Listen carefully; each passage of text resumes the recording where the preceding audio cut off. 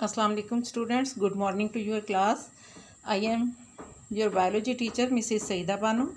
Today we are discussing the fourth lecture of chapter 21, which is cell cycle, and contents of today's lecture are introduction of necrosis and apoptosis, definition of necrosis and definition of apoptosis, process of necrosis and apoptosis, and comparison between necrosis and apoptosis. What is apoptosis? Apoptosis is programmed cell death, and necrosis non-programmed cell death due to injury, disease, initiated mostly via autolysis. ठीक है कि apoptosis क्या है कि जैसे हमारे हम human beings या कोई भी लिविंग ऑर्गेनिज्म जो इस अर्थ पे आया है उसके अंदर एक प्रोग्रामिंग हुई हुई है कि इतनी उसने लाइफ जो है वो स्पेंड करनी है और इतने अरसे के बाद उसकी डेथ हो जानी है. इसी तरह जितने भी लिविंग ऑर्गेनिजम्स हैं उनके बॉडी के अंदर जितने भी सेल्स हैं उनमें एक प्रोग्रामिंग हुई हुई है कि इस सेल ने फ्यूचर में जाके किसी लिविंग ऑर्गेनिज्म की बॉडी में या as a single cell living organism behave करना है, इतना अर्सा ज़िंदा रहना है, इसके बाद इसकी डेथ हो जानी है. तो मल्टी सेलुलर लिविंग ऑर्गेनिज्म की बॉडी में क्या होता है कि सेल्स जो हैं उनमें भी प्रोग्रामिंग हुई होती है कि इतना अरसा ये ज़िंदा रहेंगे, इसके बाद ये इनकी डेथ हो जाएगी. तो इसको हम क्या कहते हैं? एपोटोसिस कि प्रोग्राम सेल डेथ. और किस लिए ज़रूरी है प्रोग्राम सेल डेथ? एक तो ये है कि सेल लिविंग ऑर्गेनिज्म की बॉडी में सेल्स डिफरेंट फंक्शन परफॉर्म करते रहते हैं, उसके बाद उनमें वो ओल्ड हो जाते हैं, उनकी डेथ हो जाती है. या फिर क्या होता है कि कुछ स्ट्रक्चर्स ऐसी बनती हैं कि बाद में वो रिमूव होनी होती हैं. फॉर एग्जांपल जिस वक्त डेवलपमेंट हो रही होती है तो एम्ब्रियो की टेल बनती है वर्टिब्रेट्स में, जितने भी लार्वी होते हैं, फ्रॉग में टेडपोल लार्वी देख लें, और बाद में वो टेल जो है वो डिलीट हो जाती है. या हमारी जो उंगलियां हैं डिजिट्स हैं, इनके दरमियान में एक मेम्ब्रेन होती है, पहले ये जुड़ी होती हैं, बाद में वो मेम्ब्रेन के सेल्स जो हैं वो उनकी डेथ हो जाती है, वो डिज़ोल्व हो जाते हैं और ये जो हमारी फिंगर्स हैं ये फ्री हो जाती हैं. तो बहुत सारी स्ट्रक्चर्स ऐसी होती हैं लिविंग ऑर्गेनिज्म की बॉडी में जो बनती हैं, लेकिन जब उनकी ज़रूरत नहीं होती तो उनको ख़त्म कर दिया जाता है. अब वो वाले जो सेल हैं जो स्ट्रक्चर को बनाने में यूज़ हुए, तो उनमें इस तरह से प्रोग्रामिंग हुई हुई है कि इन्होंने सुसाइड कमिट करनी है. यानी एक तरह से ये सेल की सुसाइड है, ये ख़ुदकुशी करते हैं सेल. और क्यों करते हैं कि इनको सर्वाइवल सिग्नल्स नहीं मिल रहे होते लिविंग ऑर्गेनिज्म की बॉडी से कि ये सर्वाइव करें, तो वो सुसाइड कमिट कर लेते हैं. और निक्रोसिस में क्या है कि जैसे किसी की एक्सीडेंट से अचानक डेथ हो जाती है, किसी बीमारी से डेथ हो जाती है लिविंग ऑर्गेनिज्म की या लिविंग सेल की, तो निक्रोसिस क्या है कि लिविंग ऑर्गेनिज्म की बॉडी में सेल्स में अचानक कोई इंजरी हो जाए, वहाँ से सेल जो हैं वो ब्रस्ट हो जाते हैं, फट जाते हैं, इन्फ्लेमेशन वहाँ पे होती है, रेडनेस, और सेल्स की डेथ हो जाती है. अब फॉर एग्जांपल जैसे पिंपल्स बनते हैं तो उस लोकलाइज जगह पे सेल्स की डेथ हो जाती है, वहाँ पे रेडनेस भी होती है. कोई हमें कट लग जाता है या कोई इंजरी हो जाती है, ज़ख़म आ जाता है, तो वहाँ पे सेल की डेथ होती है, जिसकी वजह से वहाँ पे स्वेलिंग हो जाती है, इन्फ्लेमेशन होती है. तो इसको कहते हैं निक्रोसिस. ये डेफिनेशन है निक्रोसिस की. Necrosis basically a series of morphological changes in lethally injured cells after cell content recover from injury. Several morphological changes that can identified after long time 4 to 12 hours to be identified by histological microscope. अब इसमें क्या होता है कि morphological changes, morphology कहते हैं structure को, कि ऐसे सेल जिनमें लीथल इंजरी हो गई है कि वो सर्वाइव नहीं कर सकते. लीथल बहुत हार्मफुल इंजरी को कहते हैं कि सेल्स में अगर इस तरह की इंजरी हो जाए कि उनका सर्वाइवल पॉसिबल ना हो, तो उस इंजरी से सेल जो है वो सर्वाइव नहीं कर सकते, यानी वो उनका ज़िंदा रहना पॉसिबल ही नहीं होता. तो उसमें क्या होता है कि उसकी स्ट्रक्चर में मॉर्फोलॉजिकल चेंजेस आती हैं. और अगर हम माइक्रोस्कोप में भी देखें तो ये स्ट्रक्चरल चेंजेस जो हैं इंजरी के 4 to 12 आवर्स के बाद नज़र आएंगी. यानी स्वेलिंग होगी, सेल जो है वो ब्रस्ट हो जाएगा और उसके कंटेंट्स जो हैं वो रिलीज़ हो जाएंगे सराउंडिंग टिश्यूज़ में. और हिस्टोलॉजिकल माइक्रोस्कोप, हिस्टोलॉजी कहते हैं स्टडी ऑफ सेल्स को. तो ऐसी माइक्रोस्कोप जो सेल्स की स्टडी जिनसे हम करते हैं यानी सेल की स्ट्रक्चर इंटरनल देखी जा सकती है या एक्सटर्नल स्ट्रक्चर की स्टडी की जा सकती है। इंटरनल स्ट्रक्चर को साइटोलॉजी कहते हैं। हिस्टोलॉजी कहते हैं कि एक टिश्यू में सेल्स की जो स्ट्रक्चर्स हैं उसको हिस्टोलॉजी कहते हैं। तो हिस्टोलॉजिकल माइक्रोस्कोप से किसी भी सेल की स्ट्रक्चर को स्टडी किया जा सकता है जो कि डैमेज हो गया है, जिसमें कोई इंजरी आई है और निक्रोसिस हो रही है, तो किस तरह की चेंजेस उसमें आ रही हैं। Next definition is apoptosis. Program cell death is called apoptosis. Apoptosis means fall off, जैसे पत्ते गिर जाते हैं ना, फॉल ऑफ। तो जितने भी लिविंग बॉडी में सेल्स हैं उनकी डेस्टिनी क्या होती है कि एक वक्त में उनकी डेथ होनी है, उन्होंने अपना फंक्शन परफॉर्म करना है, उसके बाद उनकी डेथ हो जाती है। तो ये सेल की डेथ अचानक नहीं होती, बल्कि क्या होता है, सडन डेथ नहीं, बल्कि क्या है, सेल के इंटरनल प्रोग्रामिंग है कि अगर सेल को सर्वाइवल सिग्नल सराउंडिंग टिश्यूज से नहीं मिल रहे तो उसकी डेथ हो जानी है, उसकी ज़रूरत नहीं रही लिविंग ऑर्गेनिज्म की बॉडी को, तो वो सुसाइड कमिट करेगा। तो इसको एपोटोसिस कहते हैं, फॉल ऑफ करना या गिर जाना। तो प्रोग्राम सेल डेथ जो है ये एपोटोसिस है। एपोटोसिस डिस्पोजिस ऑफ डैमेज और अननीडेड सेल्स के। एपोटोसिस की वजह से क्या होता है कि जितने भी गैर ज़रूरी सेल्स हैं लिविंग ऑर्गेनिज्म की बॉडी में या वो डैमेज्ड हैं तो उनको डिस्पोज ऑफ किया जाता है। ये आप लोगों की बुक से ही मैंने लिया है screenshot. Cell death in multicellular organisms is controlled by two fundamentally different ways, that is either the cell commits suicide in the absence of survival signals और ट्रॉफिक फैक्टर्स, और cells are murdered by killing signals from the other cells. कि आप देखें cells जो है multi cellular organism की body में दो तरह से उनके सर्वाइवल को कंट्रोल किया जाता है। या तो सेल जो है वो सुसाइड कमिट करता है, खुद से मर जाता है, उसको सराउंडिंग सेल से सर्वाइवल सिग्नल नहीं मिल रहे हैं कि वो सर्वाइव करे, यानी ये सिग्नल मिला कि उसकी तो ज़रूरत ही नहीं है कोई। तो इन सिग्नल्स को ट्रॉफिक फैक्टर्स कहते हैं जो सर्वाइवल सिग्नल्स होते हैं। या सेकंड क्या होता है कि सेल जो है उसको सराउंडिंग सेल कर देते हैं कि उसकी ज़रूरत नहीं है, अब उसको किल किया जाए।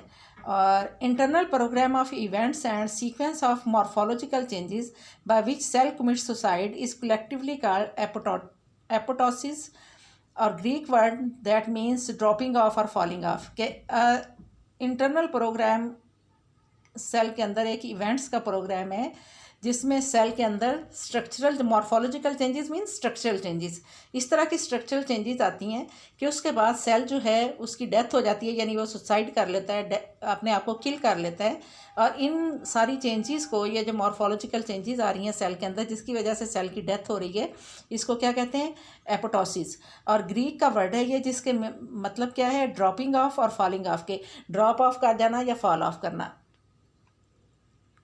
अब एपोटोसिस का प्रोसेस जो है किस तरह से होता है, during this the dying cell shrink and condense ultimately splits up. कि अब इसमें सेल जो है जिसकी डेथ हो रही है एपोटोसिस के थ्रू, वो पहले श्रिंक करेगा, उसके कंटेंट्स जो हैं वो कंडेंस हो जाएंगे और फिर उसके बाद वो स्प्लिट हो जाना का मतलब ब्रेक हो जाना, ठीक है।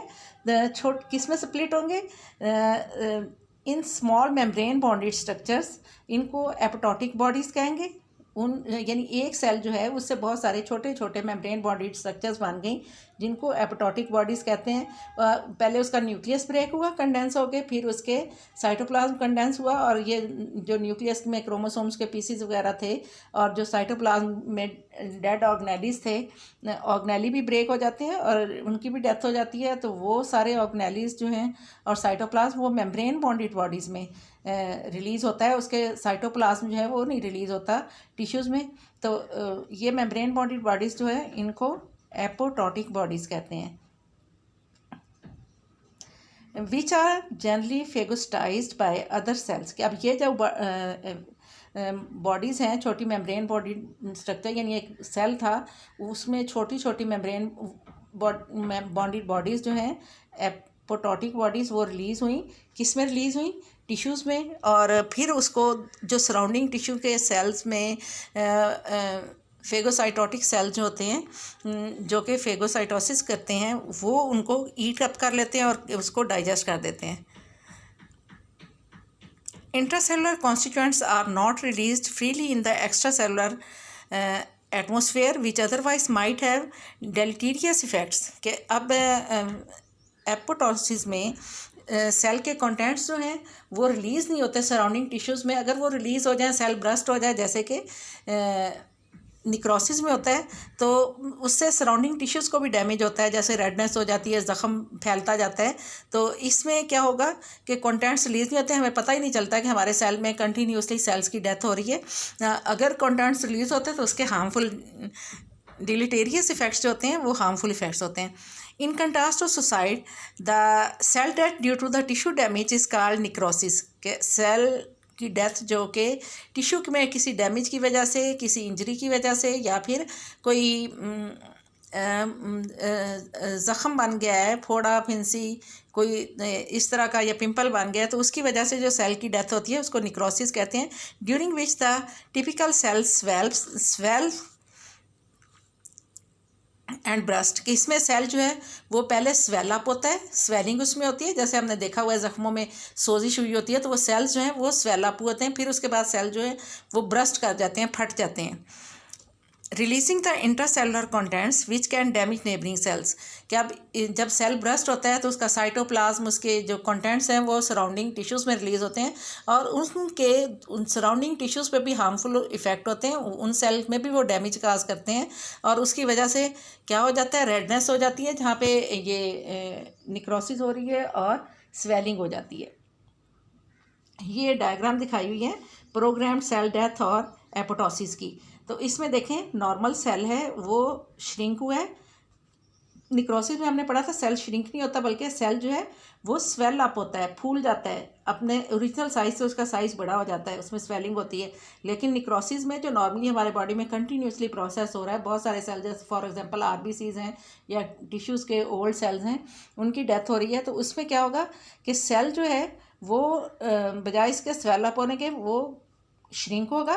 फिर श्रिंकेज के बाद जो है क्रोमेटिन बॉडीज़ या क्रोमोसोम्स वो भी कंडेंस हो जाएगा। फिर उसके बाद मेम्ब्रेन बॉडीज़ जो है, इसमें इसको ब्लैब्स कहते हैं, ब्लैबिंग होगी, छोटे छोटे मेम्ब्रेन बॉडीज़ जो हैं वो रिलीज़ होंगे। देखें इसमें नेक्स्ट डायग्राम दिखाया हुआ है, न्यूक्लियर कोलैप्स कंटिन्यूड ब्लैबिंग, के न्यूक्लियस भी कोलैप्स कर जाएगा, उसके भी छोटे छोटे पीसीज हो जाएंगे, और मेम्ब्रेन बॉन्डेड बॉडी की फॉर्म में वो रिलीज़ होगा। अब ये जो ब्लैबिंग हुई है, तो इसके बाद जो मेम्ब्रेन बॉन्डेड बॉडीज़ हैं इनको एपोटोटिक बॉडीज़ कहते हैं, और ये जो हैं सेल फिर इसके बाद ब्रेक हो जाएगा, लाइसिस हो जाएगी सेल की, और एपोटोटिक बॉडीज़ जो हैं इनको फेगोसाइटाइज कर लिया जाएगा। वो जो सराउंडिंग टिश्यूज़ के सेल, वाइट ब्लड सेल्स होते हैं, जिनका काम क्या होता है, फेगोसाइटोसिस का काम होता है हमारे बॉडी में, तो वो इनको फेगोसाइटोसिस के थ्रू ईट अप करेंगे, फिर लाइसोसोम उनमें एंजाइम पोर करेंगे, फूड वैक्यूल बन जाएगा, और फिर उनको डाइजेस्ट कर दिया जाएगा। तो इस तरह से सेल की रिसाइकलिंग भी हो गई, यूज़फुल मटेरियल दोबारा से रीयूज़ हो गए, और सेल की डेथ भी होगी, और टिश्यू को डैमेज भी नहीं हुआ। नेक्स्ट निक्रोसिस का प्रोसेस है।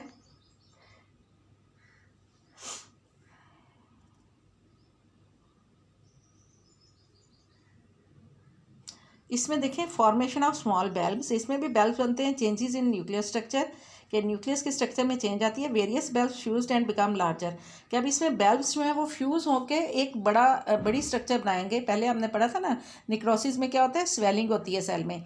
नो ऑर्गेनेलिस इन बेल्ब्स, बेल्ब्स के अंदर कोई ऑर्गेनेलिस नहीं है। Rupture of cell membrane releasing contents of cell, कि अब सेल मेम्ब्रेन जो है इसमें ब्रस्ट करती है। बेल्ब्स जो बने थे एपोटोसिस में, वो छोटे छोटे पीसीस मेम्ब्रेन बाउंडेड थे सेल के, तो उसके कंटेंट्स या साइटोप्लाज्म सराउंडिंग सेल में रिलीज नहीं है। तो इसमें क्या होगा कि सेल जो है वो स्वेल अप होगा, बेल्ब्स फ्यूज़ हो जाएंगे, और फिर सेल मेम्ब्रेन रप्चर होगी, जिसकी वजह से सेल के अंदर जितने भी कंटेंट हैं वो रिलीज़ हो जाएंगे। Organelles are not functional, introduction of inflammation and tissue damage, और इसकी वजह से क्या होगा, जिस जगह पे निक्रोसिस हुई है वहाँ पे इन्फ्लेमेशन हो जाएगी, सोजिश हो जाएगी, और टिश्यूज़ डैमेज हो जाएंगे।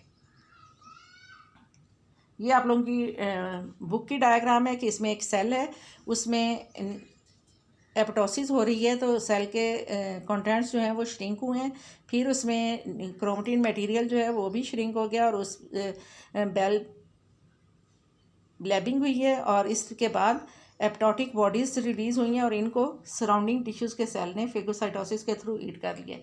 This is the comparison between necrosis and apoptosis, के एपोटोसिस में क्या होता है, इंटैक्ट सेल मेम्ब्रेन, कि सेल मेम्ब्रेन कभी भी ब्रेक नहीं होती और no loss of membrane integrity और ब्लैबिंग कर्स के मेम्ब्रेन जो है वो कभी भी अपने कंटेंट्स को ब्रेक होकर रिलीज़ नहीं करती। इसमें सिर्फ मेम्ब्रेन बाउंडेड बॉडीज़ जो हैं वो रिलीज़ होते हैं। ये डायग्राम में भी देखें, सेल है वो श्रिंक हुआ है और फिर इसमें न्यूक्लियस छोटे छोटे पीसीज में और फिर पूरा सेल जो है छोटे छोटे मेम्ब्रेन बाउंडेड पीसीज में कन्वर्ट हो गया है। और इसमें ये जो मेम्ब्रेन बाउंडेड बॉडीज़ हैं इनको कहते हैं एपोटोटिक बॉडीज़। और इसमें एपोटोटिक बॉडीज़ जब बनते हैं तो पाइकाइनेसिस होती है। कम इसमें क्या होगा, पाइकाइनेसिस में क्या होगा कि साइटोप्लाज्म जो है वो फ्रेगमेंट्स में कंडेंस होकर कन्वर्ट होगा। क्रोमेटिन मटेरियल जो है या न्यूक्लियस जो है उसकी फ्रेगमेंटेशन जो छोटे छोटे पीसीज होंगे। इसमें टिश्यूज़ में कोई इन्फ्लेमेशन नहीं होती। एनर्जी डिपेंडेंट रिएक्शन है, इसमें एनर्जी चाहिए होती है। और इसमें induced by the physiological stimuli के लिविंग ऑर्गेनिज्म की बॉडी में से इसको सिग्नल मिलते हैं फिजियोलॉजिकल कि ये अब सर्वाइवल इसका पॉसिबल नहीं है या इसको बॉडी को ज़रूरत नहीं है तो ये किल हो जाए या सुसाइड कमिट कर ले।